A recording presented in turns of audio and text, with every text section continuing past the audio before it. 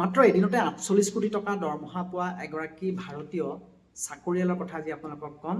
আপোনাৰ শুনি হয়তো আপোনাৰ কাণত বিশ্বাস নহ'বও পাৰে এই যিগৰাকী ভাৰতীয় চাকৰিয়ালৰ কথা ক'বলৈ আপোনালোকক গৈ আছোঁ, যিগৰাকী চাকৰিয়ালে নেকি এটা দিনত ৪৮ কোটি টকা তেওঁ এদিনৰ দৰমহা ৰূপে তেওঁ পায়। আৰু এই যিগৰাকী ভাৰতীয় লোক, সেই ভাৰতীয় লোকগৰাকী হৈছে বিশ্বৰ আটাইতকৈ বেছি দৰমহা পোৱা এগৰাকী ভাৰতীয় লোক। আৰু প্ৰতি বছৰে দৰমহা নামত তেওঁ লাভ কৰে 17.5 কোটি টকা।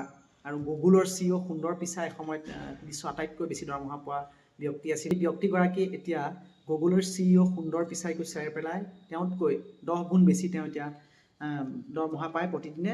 এনে কথাৰ প্ৰসংগতে আপোনাক মই সুধিছোঁ, আপোনাৰ বাৰু এদিনৰ দৰমহা কিমান বাৰু? হয়তো চাগে 500, 1000, 2000 নাইবা 5-10 হাজাৰ পৰ্যন্ত।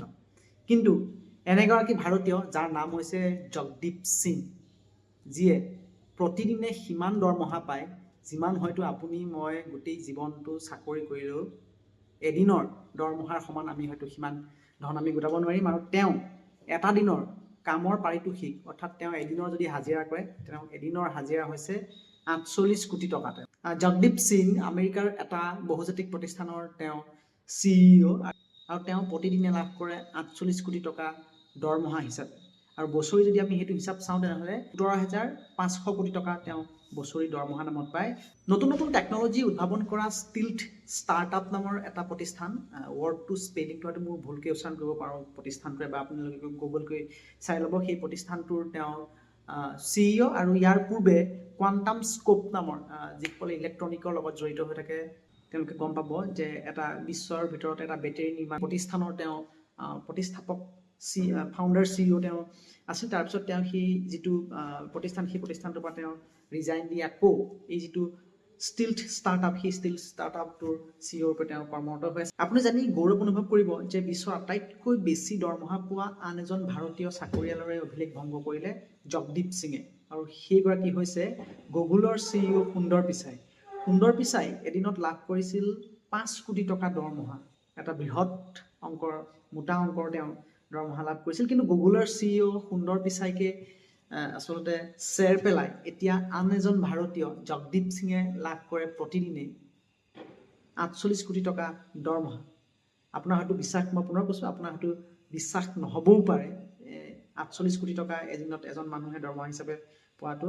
কিন্তু কেইবাখনো ৰাষ্ট্ৰীয় আৰু আন্তঃৰাষ্ট্ৰীয় কাকতে ইতিমধ্যে তেওঁ যিটো চৰ্চা হৈ থকা এদিনৰ দৰমহা, সেই দৰমহাৰ সম্পৰ্কত লিখিছে। টাইমছ অফ ইণ্ডিয়া, হিন্দুস্তান টাইমছকে ধৰি কেইবাখনো কাকতে লিখিছে, আপোনালোকে এবাৰ গৈ চাই ল'ব পাৰে।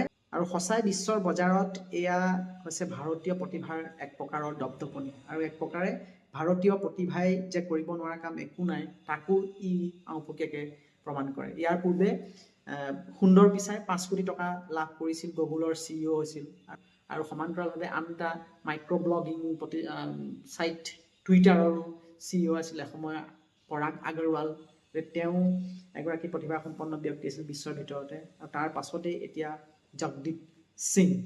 মই শেষত আকৌ এবাৰ কৈছোঁ, আপোনাৰ হয়তো বিশ্বাস নহ'বও পাৰে, কাৰণ এজন মানুহে এদিনত 48 কোটি টকা দৰমহা হিচাপে পোৱাটো এইটো এটা আচলতে অবিশ্বাস্য যেন লাগে। কিন্তু এয়া অসম্ভৱো নহয়, কাৰণ আমেৰিকাৰ দৰে যিসমূহ বহুজাতিক প্ৰতিষ্ঠান আছে, সেই বহুজাতিক প্ৰতিষ্ঠানটো এনেধৰণৰ যিসমূহ টেলেণ্টসমূহক কিনাৰ ক্ষেত্ৰত কিন্তু কেতিয়াও তেওঁলোকে পিছ হুহুকি নাহে, আৰু দিয়েও। তাৰ প্ৰমাণ আছিল গুগলৰ CEO সুন্দৰ পিচাই।